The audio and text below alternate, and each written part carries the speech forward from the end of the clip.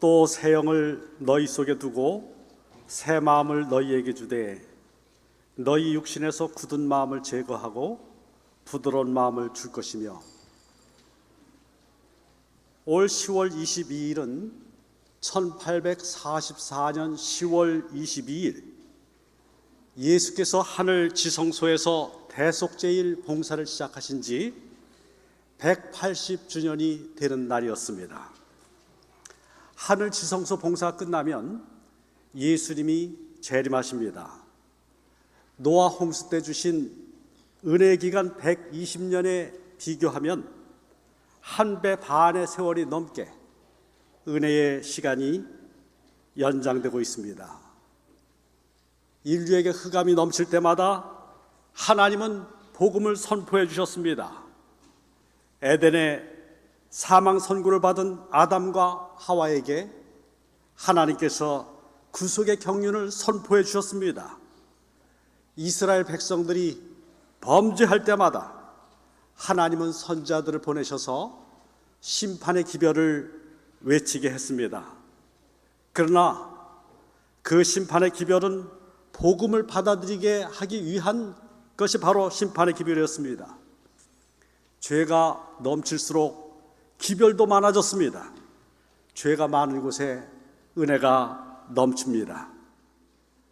북방 이스라엘이 아수르에게 멸망당했습니다. 남방 유다가 바벨론에게 멸망당하기 직전입니다. 심판과 경고의 기별을 홍수처럼 보내셨지만은 약속의 백성이 죄악에 빠져서 그 죄악에서 헤어나오지 못해 바벨론의 포로로 잡혀간 그 어두운 시기에 하나님은 예레미야, 에스겔, 다니엘 같은 대선자들을 보내셨습니다. 그러나 택하신 백성이 멸망했습니다. 사단이 승리한 것처럼 보였습니다. 그때에 하나님께서는 구속의 시간표를 공개하셨습니다. 성경에서 가장 긴 예언인 다니엘 8장에 2300주야 예언을 통해서입니다. 에스겔서는 에스겔 4장 6절 하루가 1년이라는 구절로 민수기 14장 43절과 함께 34절과 함께 1일 1년 원칙이라는 예언 해석의 열쇠를 제공하고 있습니다. 이 열쇠를 갖고 예수님의 침례와 십자가의 죽으심, 스데반의 순교와 함께 시작된 이방 세계에 복음이 전파되는 일, 중세 암흑시대의 끝과 작은 뿔의 운명 등 구속사의 주요 사건이 관련된 정확한 연대를 알 수가 있습니다. 이 열쇠를 사용해서 제7일 안식일 예수 재림교회는 우리의 정체성을 찾을 수 있는 다니엘 8장 14절이 1844년 10월 22일에 성취된 것을 알게 되었습니다. 그가 내게 이르되 2300주야까지니 그때의 성소가 정결하게 되리라 하였느니라. 그날에 하늘 지성소에서 성소가 정결하여지는 대속죄일의 봉사가 시작됐습니다. 1844년 이후 바로 우리가 살고 있는 지금 이 시간, 이 시대는 조사심판 혹은 재림전 심판의 기간입니다. 대속죄일의 지성소에서 이루어지는 봉사는 심판과 회복 또는 구원입니다. 에스겔서를 구성하고 있는 주요 내용도 심판과 회복입니다.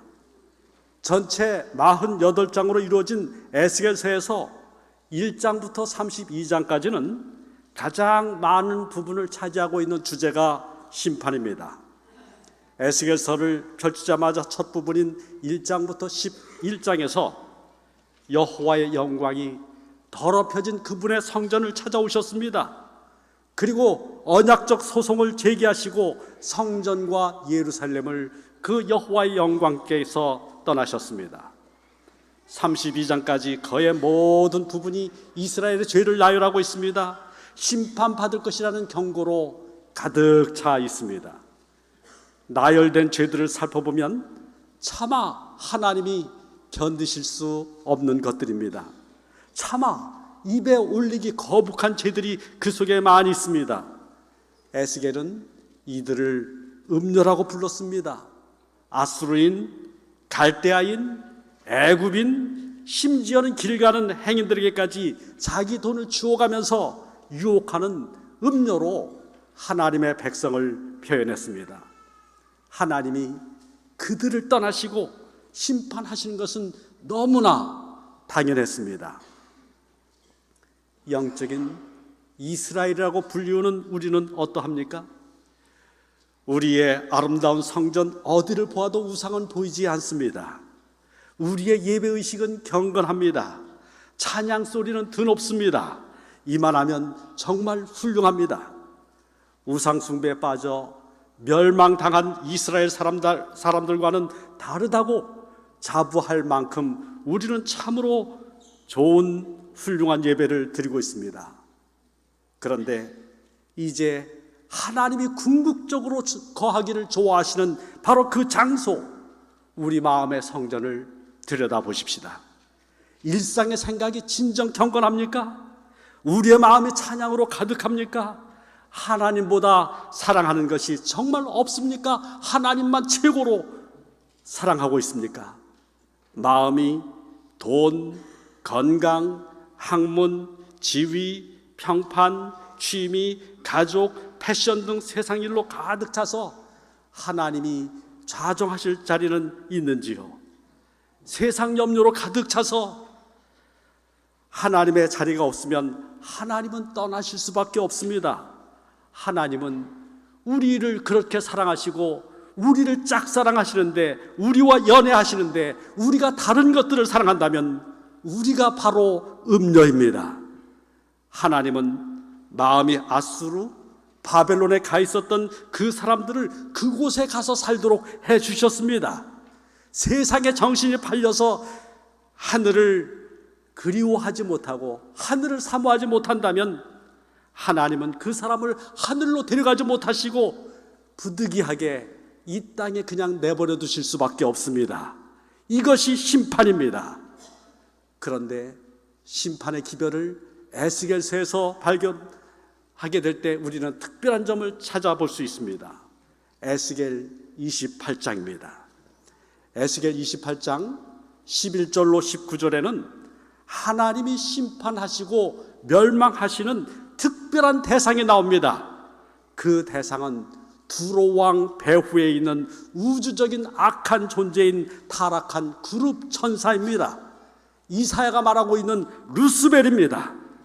그런데 바로 그 천사, 악한 그 그룹 천사가 심판받고 난 그 다음에 곧바로 이어서 나올 말씀, 에스겔 28장 20절로 26절에서는 하나님이 당신의 거룩하심을 옹호하시고 이스라엘에게 소망과 회복을 약속하십니다. 하나님이 심판하고 멸망시키려고 하시는 그런 존재는 우리가 아니라 사탄입니다. 모든 악한 일의 배후에 있는 사탄입니다. 그분은 사탄을 멸하시고 우리를 구원하시려고 하시는데 우리는 멸망당할 필요가 없는데 왜 멸망의 대열에 자꾸 끼어들려고 하십니까? 에스겔서의 후반부, 에스겔 34장부터 48장까지의 기별은 회복, 즉 구속의 약속입니다. 오늘 에스겔 36장 24절로 27절의 말씀을 조금 더 살펴보고자 합니다.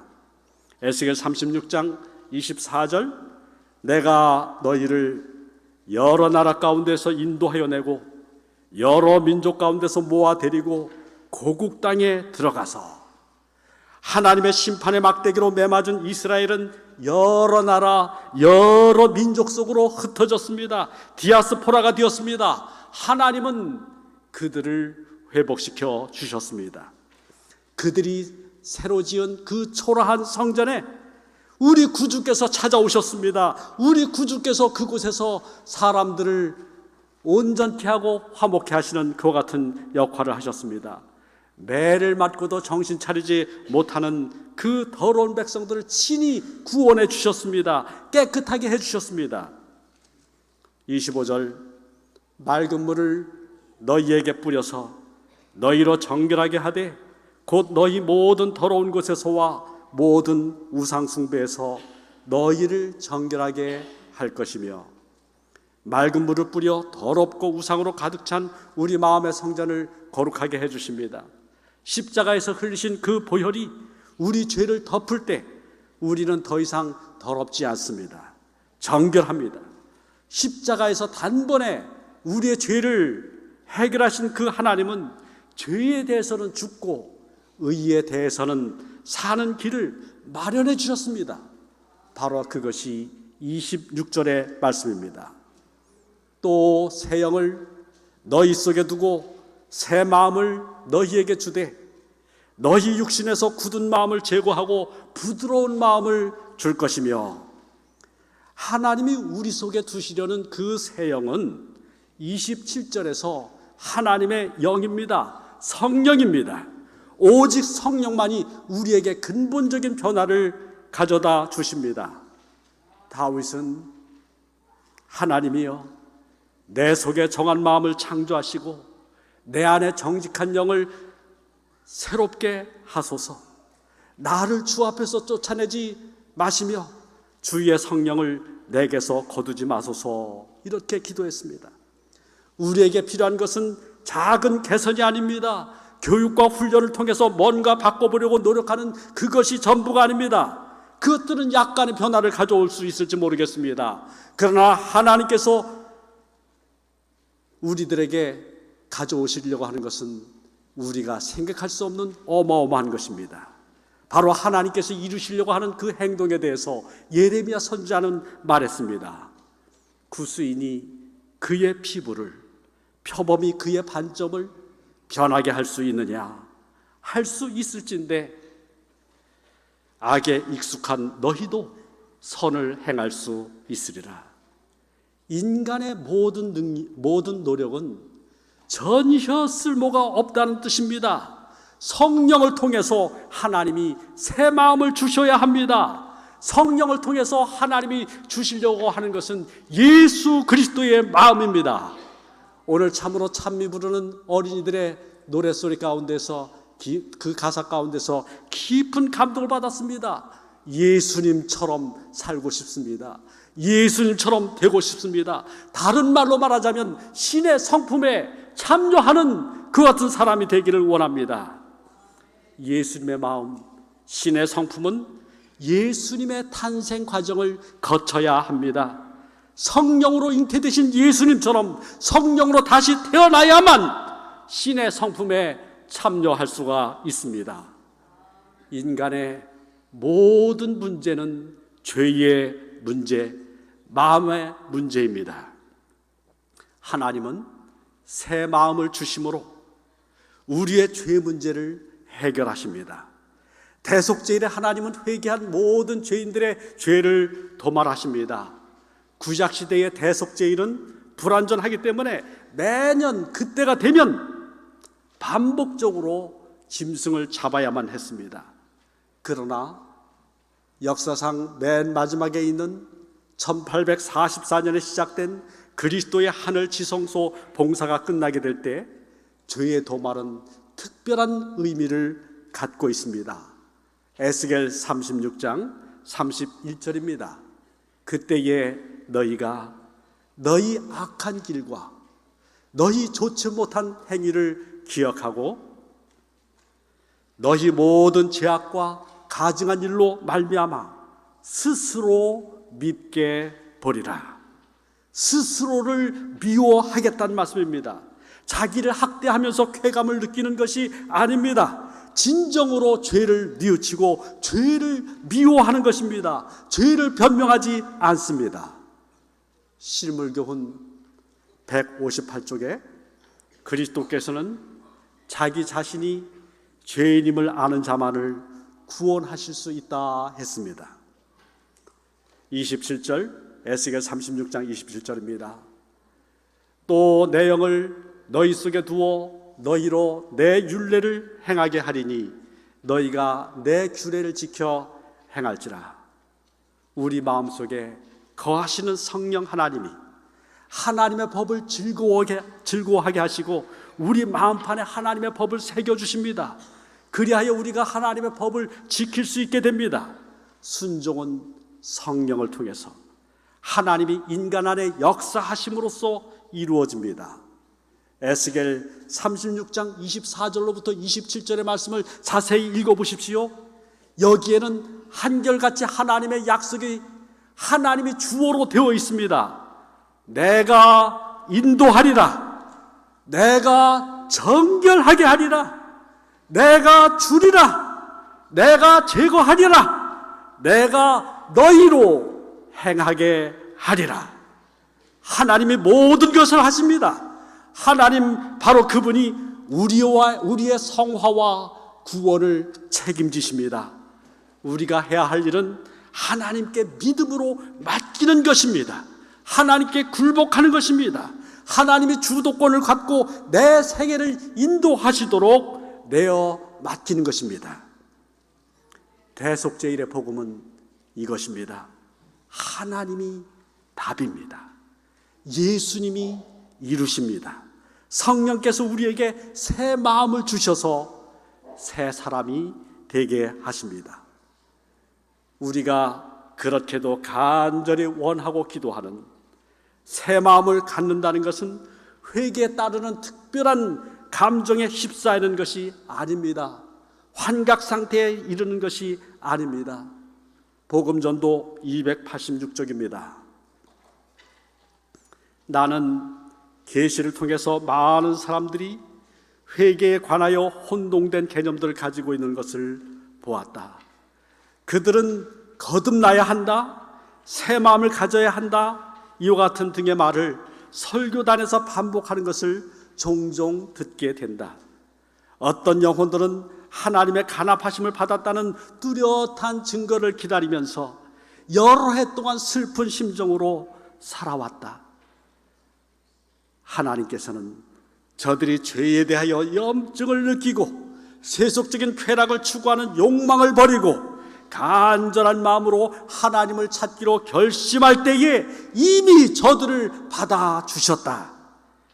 그러나 그들은 구속의 경륜의 단순성을 이해하지 못함으로써 그들이 처음에 하나님께로 돌아왔을 때 그분께서 그들을 간합해 주셨다는 것을 믿기만 하였을 것 같으면 저들이 주장할 수 있었던 허다한 특권들과 축복들을 상실하게 되었다.